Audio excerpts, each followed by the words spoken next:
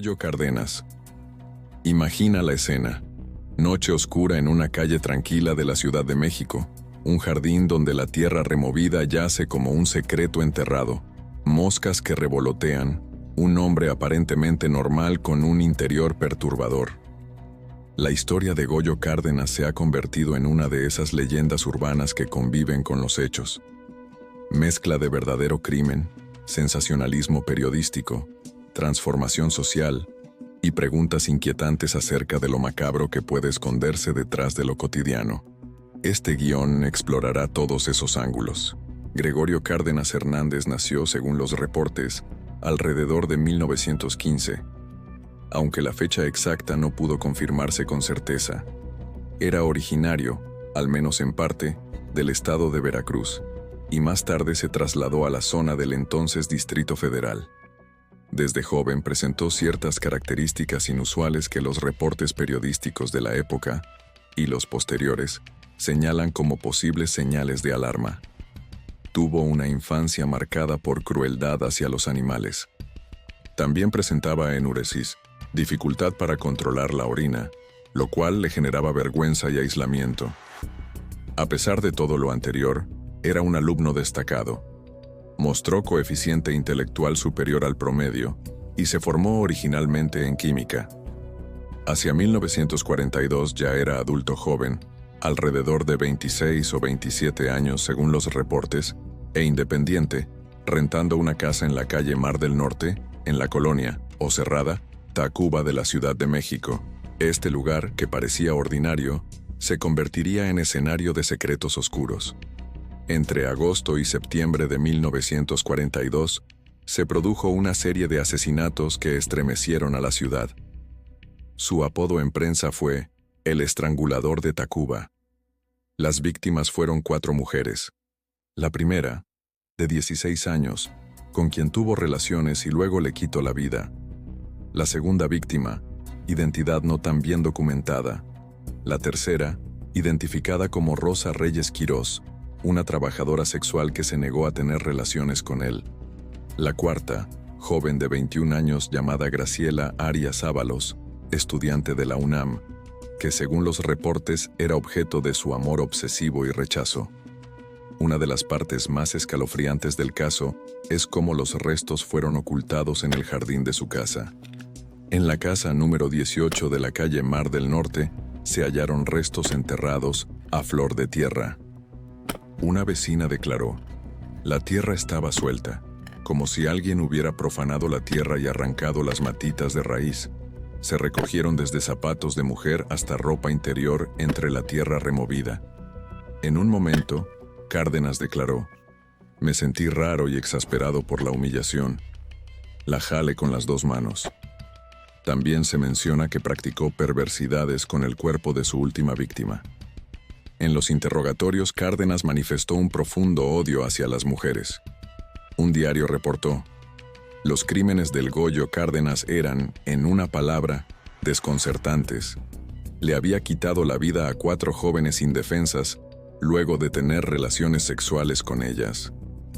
Según otros reportes dijo: desaparece el hombre y surge la bestia. No puedo refrenar el odio tremendo que siento por ellas. Se le atribuyó un daño neurológico infantil, por encefalitis, que pudo haber afectado su control emocional, así como rasgos esquizoparanoides. Tras cometer los asesinatos, las autoridades llegaron al jardín de su casa gracias a la denuncia de vecinas que sospecharon de la tierra removida y restos ocultos. Cárdenas confesaría eventualmente los crímenes. Se le trasladó al penal de Palacio de Lecumberri, en la Ciudad de México, y pasó años en prisión, incluyendo internamiento en el manicomio La Castañeda. Lo que hace que este caso se convierta en algo más que un espeluznante crimen es la transformación posterior de Goyo. Después de 34 años de prisión, se graduó de Derecho en la Universidad Nacional Autónoma de México, UNAM. Incluso fue aplaudido en la Cámara de Diputados como ejemplo de rehabilitación social. Con el paso del tiempo, el caso pasó de ser noticia roja de 1942 a pieza de la cultura popular. Libros, documentales, entrevistas y una leyenda que mezcla lo real con lo simbólico. Así, la leyenda de Goyo Cárdenas se alza como un relato escalofriante que también invita a la reflexión sobre la violencia, el género, la psiquiatría, el sistema penitenciario y la reinserción.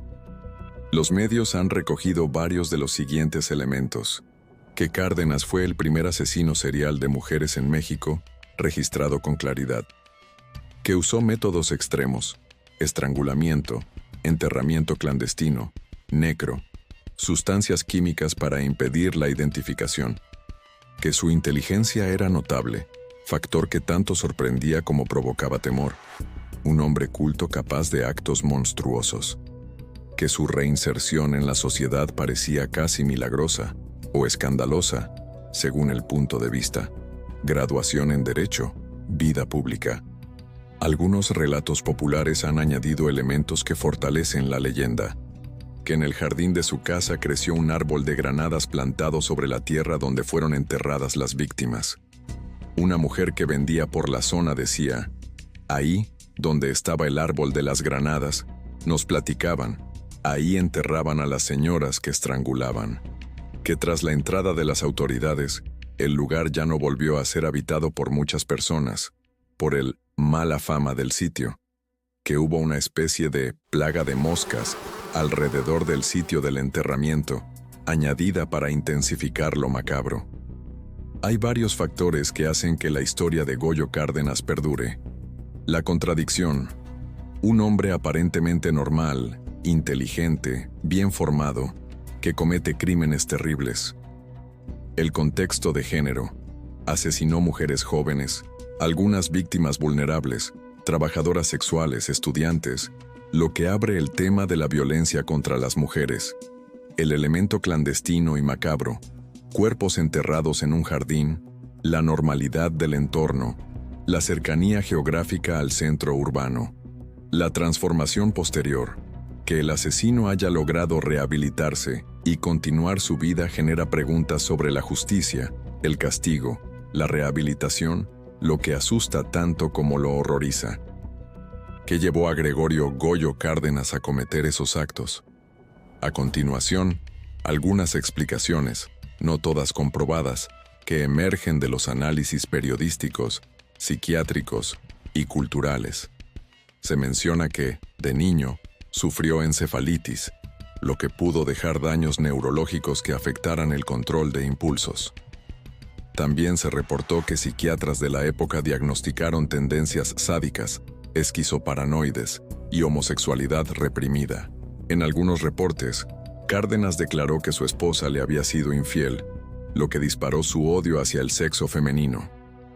El hecho de que se concentrara en mujeres más vulnerables, trabajadoras sexuales, sugiere un modo en que la misoginia, el control y el poder se entremezclaron.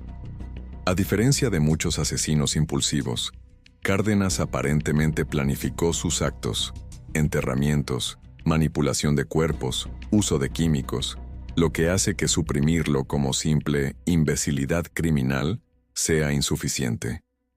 El hecho de que el homicidio ocurriera en una casa aparentemente común, que el asesino era alguien estudiado, que luego se rehabilitó, todo ello se convierte en parte del símbolo: la maldad cotidiana, la cara oculta de lo familiar, el interior monstruoso del vecino que parece normal. Este tipo de simbolismo contribuye a que la historia se transforme en una leyenda. ¿Por qué esta historia da miedo? Podemos identificar varios elementos que generan terror psicológico. Proximidad. No es un lugar remoto. Es una casa en una cerrada de la ciudad. Esto sacude la idea de que el horror está lejos. Dualidad, normalidad, monstruosidad. Alguien con estudios, buen trabajo, integrado socialmente, que oculta crímenes atroces. El miedo surge al ver que podría ser cualquiera. Violencia contra lo vulnerable. Víctimas jóvenes, mujeres, trabajadoras sexuales, lo que genera empatía y horror. Secretos enterrados literalmente bajo la tierra del jardín. El símbolo de lo enterrado pero presente, la tierra removida, el árbol de granadas que crece ahí. La reinserción como otro rasgo inquietante.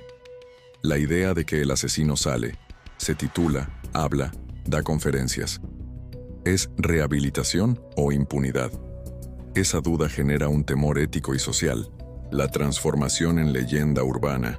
Cuando lo real se mezcla con lo rumor, se pierde la frontera entre historia y cuento de terror.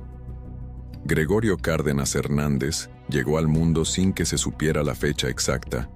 De niño mostró cosas que inquietaban, animales maltratados, una vergüenza que lo siguió, el no controlar su esfínter y, al mismo tiempo, un intelecto brillante.